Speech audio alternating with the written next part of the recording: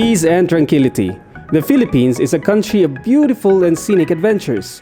Located in the mountains of Malasag, just 30 minutes away from Cagayan de Oro City proper, lies a protected, conserved, and sustainably managed 2,500-hectare property, Mapawa Nature Park. Kung kalinaw, preskong hangin ug makalingaw nga activities sama sa canyoneering and river trekking ang imong gipangita, no need to travel far and spend more. With just a few taps on the Street By app, then you're off to an epic adventure. Come on, join me and my friends here in Mapawa Nature Park.